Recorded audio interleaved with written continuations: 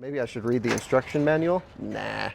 Holy smokes, look at all of this. This video is brought to you by Nokian Tires, a leader in safety and sustainability. Maximize performance and efficiency with their made in USA all-season tires and their dedicated Hakkapeliitta EV winter line from the inventor of the winter tire. Learn more at nokiantire.com/EV. This video is also brought to you by Magna. Forward for all.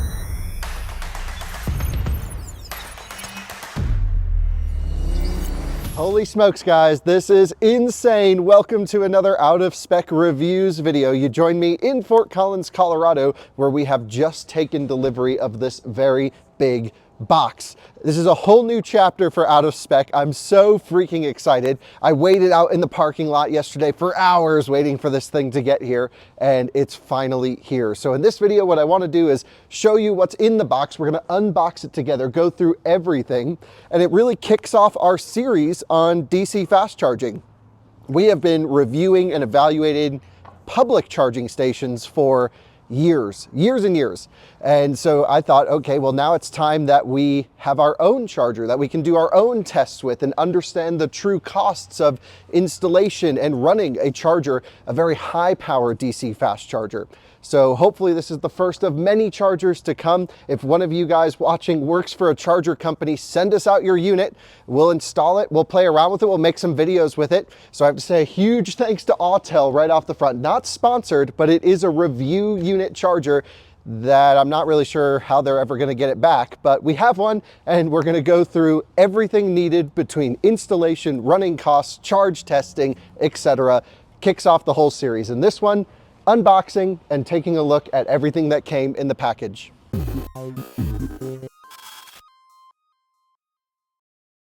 Before we get into the whole package and everything, I want to go back to yesterday where this was delivered off of a Old Dominion Freightline truck. We pulled the forklift around. My friend Kirk, who is here at the Colorado State University Powerhouse, some of you know that we work out of this building as well.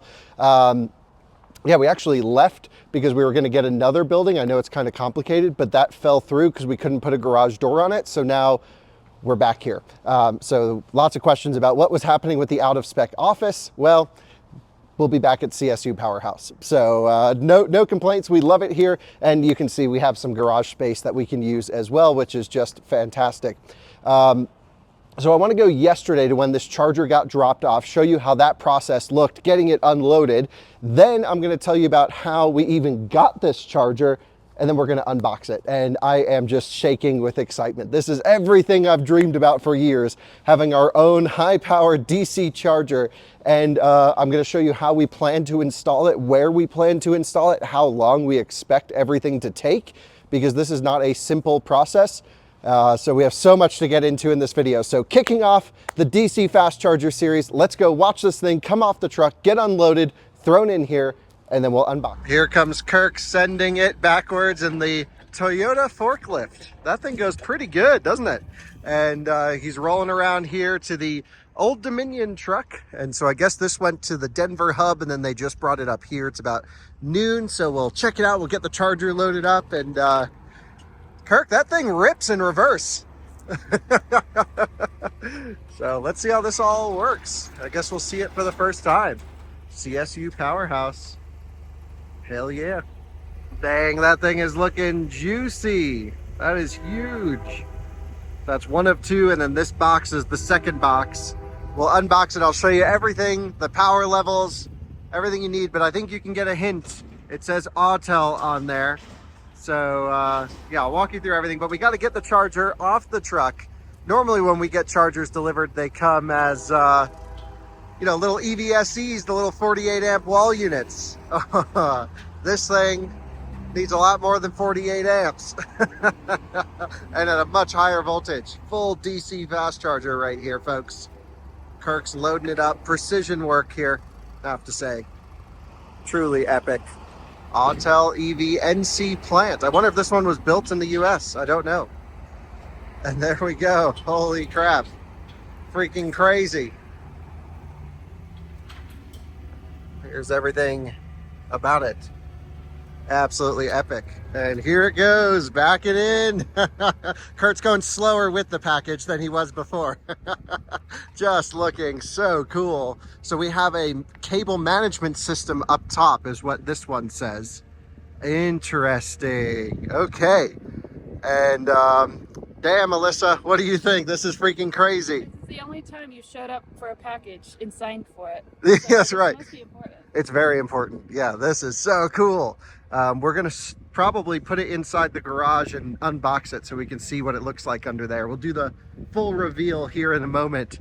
But I'll tell you what, we won't be charging the Rivian on level 2 when we're at the office anymore.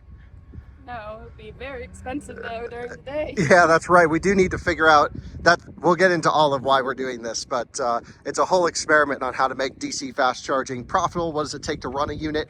And we can't talk about it unless we have a DC fast charger. So there we go. Well, now you've seen it get dropped off. It's now the next morning and we are ready to unbox this bad boy. So many things to look at. The first is I really want to take a look at the entire packaging and all of these little things all around. I really want to soak this in. Before we get into this, I also want to say a huge thank you to Autel. Again, they have sponsored some videos in the past. This one's not sponsored. I had floated the idea. I'm like, hey, if you guys ever want to send us a charger, like we'd love to play around with it. And then I got a call that said, your charger's on a truck. So here it is. This is our 240 kilowatt Autel all-in-one. I think it's called the MaxiCharger. We have so much to explore. And I hope this is the first of many review chargers that we're able to play around with. I did not pay for the charger. Out of Spec didn't pay for the charger. Autel didn't pay for the video. They just gave us a charger, no restrictions. If it sucks, we're able to say it sucks. If it's awesome, we're able to say it's awesome. So far, my experience with Autel has been just truly fantastic. So they're really breaking into the US market like crazy, and honestly, the global market as a whole. So I am so excited to do this, but they have, you know, no editorial control. They said they just dropped it off. We have to wire it up. We're paying for installation, and then, you know, it's up for us to play around with it. But like I mentioned, we also do a ton with other charging companies, Kempower, ABB, BTC, Signet, although I think Signet hates us because we keep complaining about the Signet surge. Doesn't matter. Send us your chargers. Like, we got room, we got power. Let's hook them up and let's play around with them. We'll make some videos. Obviously, they're reaching someone because if you work for a charging company, you're watching this video. We have a bunch of CPOs who watch our videos. Every major charging network has employees who watch Out of Spec. And Alyssa, what else? We have individuals buying chargers to start their own networks, bunch of fleet companies watching as well. It's just awesome to see how Out of Spec has really captured this charging market. And honestly, it started because we've just been complaining about how much charging sucks and we want to make it better. I want to stop complaining and show a path to future reliable charging. And so that's why I've started to cover more Kempower, more Tesla superchargers, more Autel, because these are the chargers that I'm having the best experience with. Now, as we have our own DC charger, we'll really be able to test this thing. And like, I don't really think they're ever going to get it back. I think they kind of just loaned it to us, if you know what I mean. Maybe they'll come pick it up one day, but they were kind of just like, you just hang on to it for a while. So here's the box. We have one of two packages here. The second package is that cable management system up on the top. So we're gonna have to get that down somehow. Weighs just over 100 pounds is my understanding. So we might have to grab the forklift and pull it down, or we'll just knock it over. We'll play around with that in a moment. We have a whole bunch of numbers up here. I'm not sure what these mean. And then come on in this way. So we have product name charging module. So they've put on quality control pass on all of these. So 1, 2, 3, 4, 5, 6, 7, 8, 9, 10, 11, 12 charging modules. Autel sent us a fully maxed out charger and they're like, hey, if you don't have the power to hook it up to 240 kilowatts, you can derate the charger, but at least you have everything. And I'll show you how we plan to hook it up. At least for this charger, we have plenty of excess power here at the powerhouse, so we'll be able to hook it up. By the way, this is not going to be for public use, at least to start. We're going to just kind of hook it up and play around with it behind the fence just for us to get comfortable with everything. Eventually, though, I would like to offer this for public use. We actually have a credit card reader on here and get into the economics of everything. The problem really comes down to where we can install it easily and quickly. And then we have some plans to actually put it out in a public parking lot and do like a whole cost analysis. I don't want to make any money from it, but I just want to run the numbers to show you how you know, there could or could not be a case to make money with DC fast charging, which there is a way to make money with DC fast charging. It's pretty complicated, it requires scale, but I want to show all of these things to you. We also have some tilt situations. So you can see here, everything looks pretty good. It hasn't gone past 30 degrees. This one's at 70 degrees, but I don't think that's bad. So I think we're good on the tilt stuff. It means it hasn't really been tilt over. And the shock indicator is not red, it is white. So that's pretty interesting. We also have, let's just take a look here, some paperwork. So let's see what it says, shall we? So this is a demo unit for Kyle Connor. Hell yeah, brother. We have a DC 240 kilowatt. We have a charging module 20 kilowatt. They put 12 of those in at the NC plant. And a CMS device for 120 kilowatts. So that might be our credit card reader. The only thing is it says this is the US market version, point of sale machine. So this is our credit card reader, I believe, right there. So anyway, pretty cool. And yeah, all pretty interesting. Charging companies don't typically sell chargers as one unit. They sell them, you know, in batches of, oh, you're going to build a charging network and buy 50 or 100 of these. And so with that said, I actually have no idea how much this unit even costs. Autel was like, I don't really know if we can tell you an exact price. My guess is somewhere around $100,000 just for the unit. And I think that's fairly competitive among list prices of other DC chargers, especially in this power level. I'm just guessing, I really don't know. But I think if you were to buy a bunch, you'd be able to, of course, negotiate off of your full value price, full list price, and you'd get some sort of deal. Let's continue around looking at the rest of the charger. We have, again, another Autel sticker on the side, 240 kilowatt written, same badging, shock flows look good, shock flows, shock watch. We have the tilt indicator here indicates something different than the other side. I can't imagine it to be too much of a problem, but if anyone knows how to read these tilt indicators, this one, you know, on the other one it's showing 30, 30. This one's showing 70 here. So maybe one of you knows if that's bad or good. I don't know anything about shipping or packaging, of course, and there's a train coming, but we have, you know, basically EV transfer, batch number, cartons on the skid. Okay, total number of skids. Interesting. So this must be for their internal shipping. The back of this is completely blank, just nice material here, and this side's blank as well, just with a small Old Dominion Freight barcode on it right over here.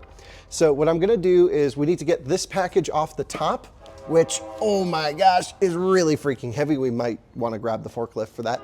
And we'll close the garage door because the sun is crazy, and then we will open this puppy up. Hell yeah, brother. Gotta love forklift life. Well, thanks for bringing that on down.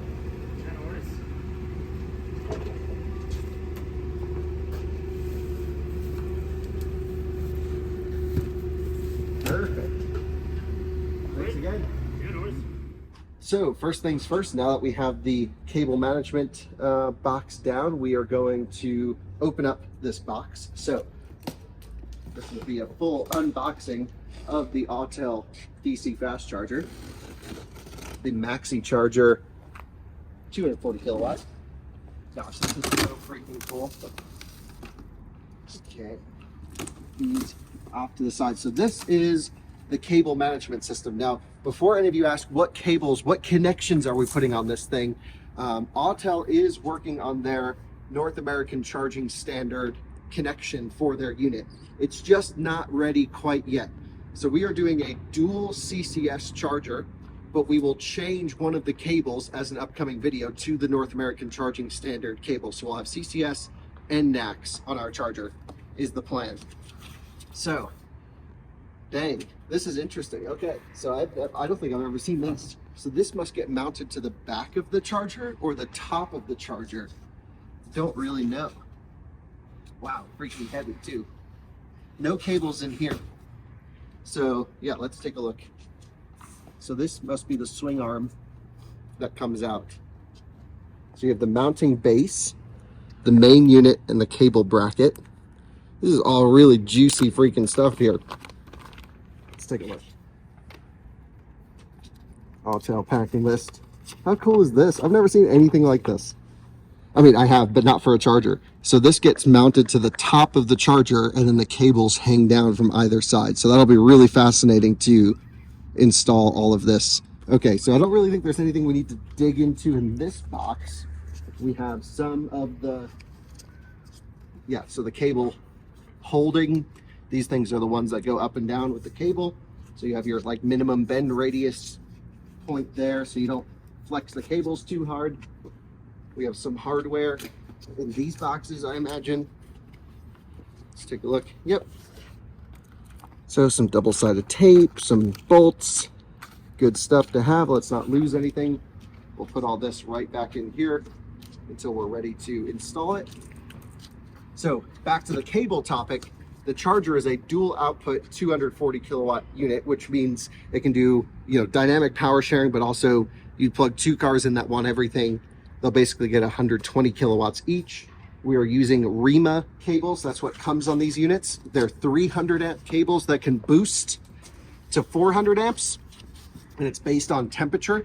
So talking to the Autel guys, they're like, in the winter time, you can probably run this thing just flat out. It'll never derate off 400 amps.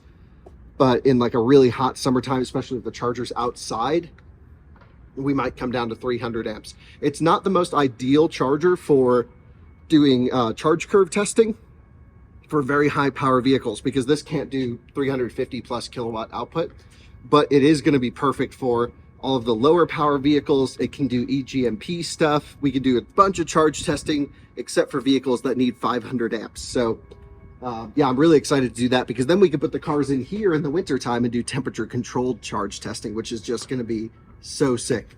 So I'm going to pull all these tabs off. We're going to pull the sides out and the roof out. Let's open this up and reveal the charger. I'm so excited to see it. Let's just see if we can get this thing off of here. Everyone watch out, we're real professionals. Real professionals at work. Okay, so that's piece number one. We'll just set it over here for now. We're getting closer. Still haven't seen this thing. Can you give them a sneak preview from up above? Do you think they can see anything up there? I don't know what they see. Oh, you're seeing something. Okay. All right, guys, we're finally getting the sides kind of pushed in here.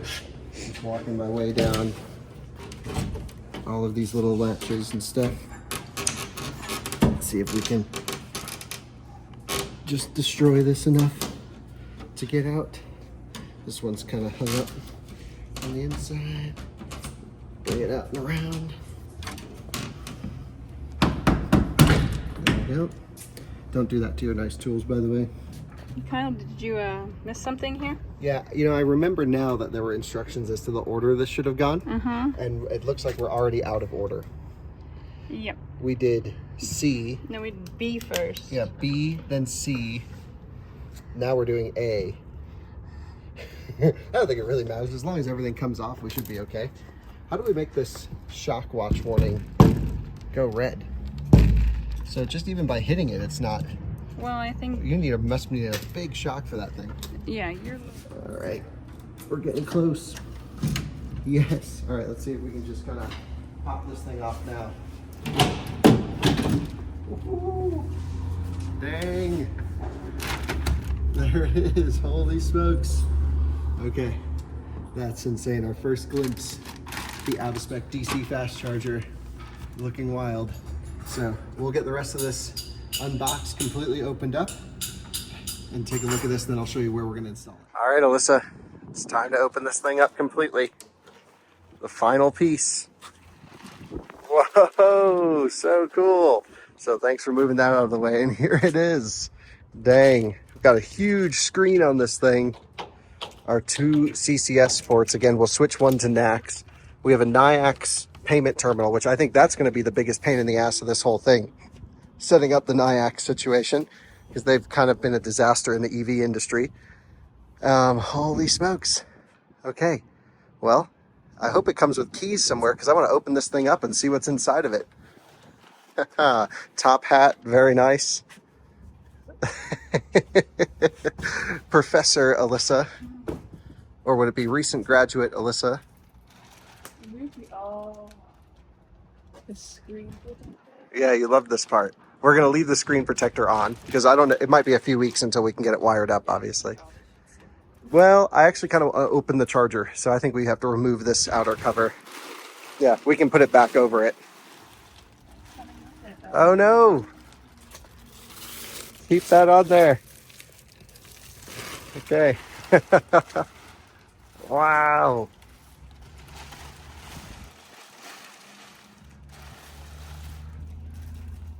Emergency stop. Not sure I'm loving having that user accessible, especially if we decide to make this public one day. But Make a we could like a breakable glass thing over it or something. with a 3D printer thing. Yeah, that could be an interesting solution. Good idea. I don't mind the idea of an e-stop. I just don't like that people could walk up, say, we screwed the out-of-spec guys, and then we got to drive out there and turn the charger on. None of you guys have done. No viewer would ever do that. Dang. Well, what we'll do is we'll get all the plastic wrapping out. We'll make sure everything makes its way into the correct recycling unit, and then let's open this thing up, see what's on the inside. And well, here it is, the charger. So we have the cables already connected. These things are going to be really freaking heavy. So what I want to do is kind of take a look at these first.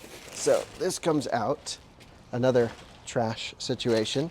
And we have on the end, nicely wrapped up. Well, why don't we use a scissor? We'll undo this in a minute, but it's just the standard, nice handle actually. Holy smokes, I gotta show you guys this. This is nice. So it's the Rima, look at this. And it's, let's just double check.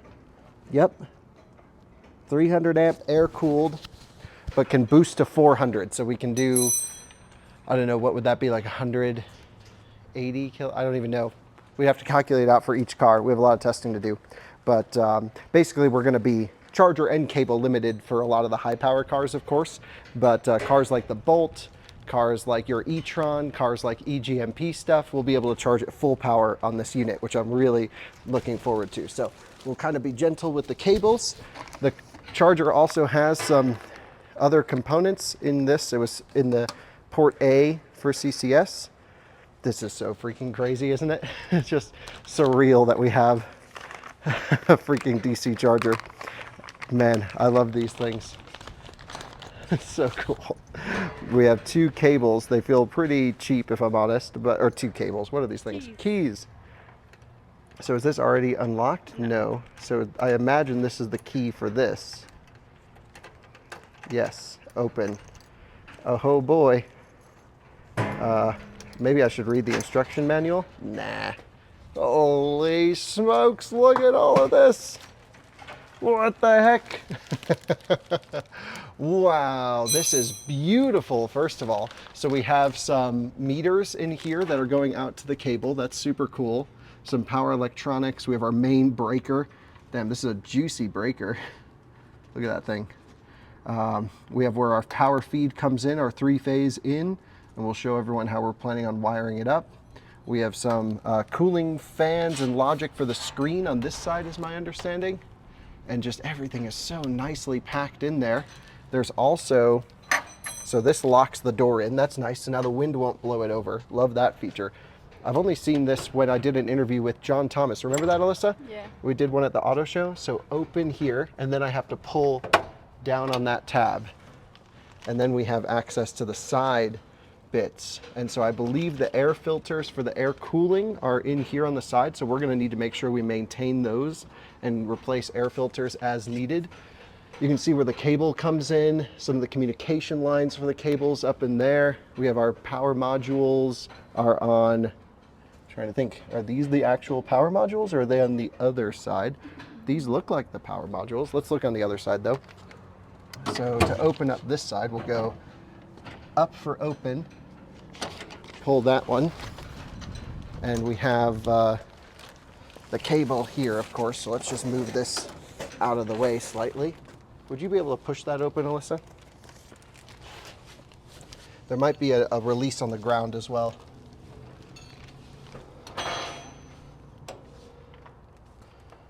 There we go. Yep, here's the main power modules on this side. Wow. So 6, 12, 18, 240 kilowatt. So each one of these are 20 kilowatt modules. We have a full stack. Very nice. Yeah, we'll have to do this as part of the full commissioning process. Here's some air filters. So actually I don't think there's air filters on the other side, maybe just this side, because the air, those are the fans to pull the air through the unit this way. This must be cooling for the screen. Wow, so much to explore here. When our friend Dan from Autel comes out to commission this with us, we are going to go through a full deep dive on power modules, how to service it, how to maintain it. I want to know how to fully operate this unit so that we can make sure it's always working. Again, we're not offering this to the public, at least at start, maybe one day, like I mentioned, but I want it to work at full power for me because I like high power charging. You guys know that. And so we have to hold ourselves to the same standards as we do the charging operators so that this thing just always rips. Wow, gorgeous insides here. Really, really nice internals. We'll just close this back up. Nice. And now I'm going to show you kind of the install of how we're going to put everything everywhere. But how crazy, how absolutely insane is this? This is truly next level. So the latches are in.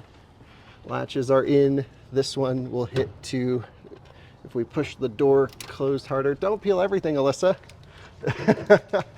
You just love peeling new items. Wow, this is just a work of art. All these small little Euro fuses in here. I love all this stuff. So, EN, ABB. Yep. So Autel, powered by ABB. Yeah. How about that? Okay, very cool. So here we have the DF240. Yep, so we have our 48 volt units down there is what you were looking at, where this thing is rated for -35 to +55. Honestly, that's a pretty big range. Very rarely do we get below -35, maybe just once a winter. And it's also altitude rated, but we're below the maximum altitude before it has to start derating. So there's actually altitude sensors in the unit. There's shock sensors, all of this stuff. It's just awesome. I think if I just push this up, wow, this is easy. That an idiot like me can operate a charger like this. I don't know if I'm doing everything correctly, but we are doing it. Put that in there, lock it up so no one can steal our nice power modules. Got to put air tags on these keys. Yeah, I would just put them on my current. Yeah, I'm going to put them on your Audi keychain for now. And then this is the one thing I'm really curious about setting up is the NIAX situation, because I've just heard so many horror stories about them. But this is the only one they have. This is the only one Autel offers at the moment, but soon they will be offering another one. Oh, okay. I just thought this is what everybody uses. Yeah, in the US, this is like the primary one, but gosh, these things are just offline all the time. And a lot of it has to do with their particular back end or the hardware not being water rated and a few of these things. So we're at least gonna play around with this and try it out. But I would like to, as Autel offers other units, maybe even swap this payment terminal and just cover what the industry is doing. I mean, this unit really will allow us to do so many tests beyond just charging a car. It's going to allow us to understand how chargers operate and understand the demand charges on a grid, because they're not going to be cheap. I think we calculated worst case, we could see like a tens of thousands of dollar charging session if we peak this thing at the wrong time. 40,000. It could be something crazy. So anyway, I mean, we have a lot of thinking to do about how we're going to tune this unit, how we're going to set it up, and I want everything to be completely filmed. So why don't we go around, I'll show you where we're gonna install it. We'll keep this on the screen. Let's throw everything out and then talk about where we're gonna put it, and then we gotta post the video because it's going up today. So you joined me just on the other side of the garage where the charger is, where we just unboxed it. And so now it comes down to, okay, the next few weeks and likely months of installation. Now, what we have is a really great situation for installing this charger already, because we're at the Colorado State University Powerhouse, which is where we're moving back into. We have literally an old power station here. So there's megawatts of available power, both out and in to the station. So we have a really unique case, which is this charger and other chargers that I eventually in the future want to test are one of the reasons that we're here. We also, I don't think I showed any of you guys this, we have a hydrogen fueling station over here. No one knows about this. It's not plugged in yet, but it's its own electrolyzer station and a hydrogen fueling station. They're doing a lot of education around hydrogen for airplanes, for Class 8 semi-trucks and medium-duty vehicles, not so much the passenger car space. although there are a few hydrogen cars here that the students have converted. So basically this whole building, one of the reasons I love being here, it's like not sponsored or anything, we pay to have our office here obviously, but it's so cool because there's just so much emphasis on future automotive technologies and transportation technologies. So it's just awesome. And they're like, Out of Spec is all in on what they're working on. So it's great because we interact with the students. Your viewers, even in the area, have come here and given seminars and other stuff. It's just been wonderful. So come on over. Here's the idea. I'm going to show you the power run. The utility room is just back here. So we have only a 50 or 70 foot run, which is super nice. And the available power already on site. Yep, thanks. So what we're going to do in theory is install the charger somewhere back here. Again, it's not like approved parking spaces. This is the only reason we can't make it publicly available, is because the front parking lot, which is publicly available, is just busy all the time. So they want to expand it a little bit, and that's where we can make room for the chargers. But also it's just a huge run to get it to the other side of the building. So we're like, we just want to play around with this thing, at least get it plugged in as soon as possible. So this will be the quickest way. Now we can install the unit inside in the garage or outside. I actually think outside would be kind of cooler, and then if we want to do charging inside the garage, we can just run the cable. So basically we come down the side of the building and we have these 2 parking spaces here, which we can reserve just for the EV charger. So we can do 2 cars at once. We have a couple options. First of all is like, how are we going to mount it in the ground? I think we'll probably put a concrete slab and just run some conduit, a short run underground to get it out to here. So we could put the charger here next to these 2 spots, and we have really long cables on that thing so we could plug and reach a whole bunch of vehicles. So this is one option. The next option would be on the other side of this parking space over here. And you can see we already have one of the professors here, the Professor Quinn's ID4, charging on his sort of makeshift level 2 unit, which is pretty cool. Actually, I think he's using an NLX juice box. I don't know why I was thinking it's one of those homegrown ones. But we could put the charger, kind of here, which would be, I think, almost ideal, but then we have to think about ADA for ingress, egress for the building, make sure there's enough, room for fire exit stuff. There's also a gas line right here that we need to be cognizant of. And of course, an engineer is gonna come out here and look at all these things. It's not just gonna be us willy-nilly slapping in the ground. We're gonna have a professional come and wire everything, but we're gonna film it all. So these are the ideas. We need to have someone come and do like a single line diagram of how the wires are gonna run and where we're gonna put it and make sure it's all permitted and safe and all that stuff. So I'm thinking somewhere here. The big thing is we don't require any extra transformer capacity or switch gear or anything like that that would be necessary for most public charging installs. So when you see like a new EA station putting in or a new EV Go station going in, it's so much more complicated and so much more lead time because there already isn't power where those chargers are. They have to bring the power in from the utility. We're really lucky because we're skipping sometimes 12 to 18 months of lead time because we already have enough power right over here to plug it in. That's really part of the rationale of coming back to the powerhouse was, okay, there's already so much power here and we can do testing and there's garage space and it's kind of everything we need here in town, and it's just a great environment to be in. So Autel charger goes here is the idea. Let me show you the cable run. So we're probably gonna have to, there's 2 options before I go inside. There's power running above into the ceiling, which we could do a sort of a ceiling run, it's exposed, I'll show you.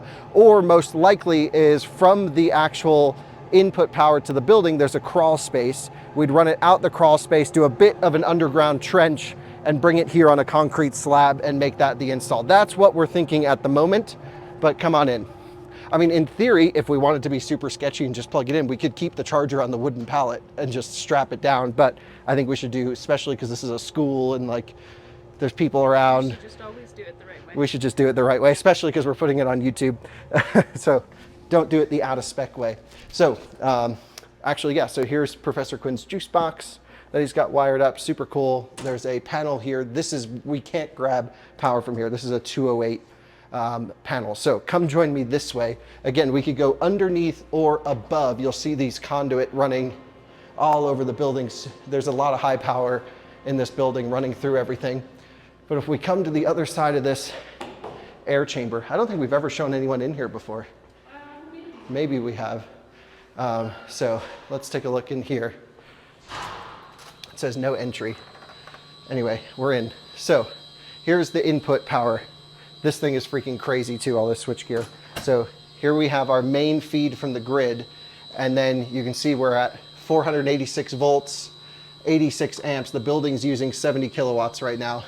There's also a whole bunch of solar on the roof of this building and wind. So we have solar, wind, and input grid power. And basically what we're gonna do is we're gonna put in another breaker like this. These breakers can cost thousands of dollars. I mean, just one breaker alone could be 5 to 7 grand depending. But we're gonna do a 400 amp breaker for the unit. Technically, reading through the manual, it calls for a 500 amp breaker, but the unit won't ever pull more than 80% of 400.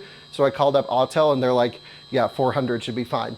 So we're gonna do 400 amp because I think it requires 250 MCM cabling, and you don't wanna have a higher breaker than your cable. You can have a higher capacity cable than your breaker, but for safety, we wanna keep it all, in line. So I think that may have been a typo in the owner manual, user manual. I'm not 100% sure, but we're gonna go right here, 400 amp breaker, and then run either up conduit out here. This is that side entrance door, or we can go underneath into the crawl space and just bring the cabling outside over to there.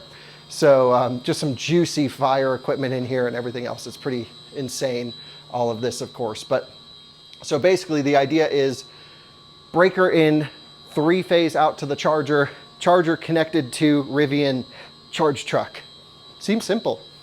So as we head back into the garage, I think you guys can tell, we genuinely have no idea what we're doing. I'm not gonna say we know even half of the stuff we need to know to run a DC charger, but that's kind of why I wanted this unit and why it's so cool Autel sent it to us, so that we can learn everything about DC charging, at least with one unit.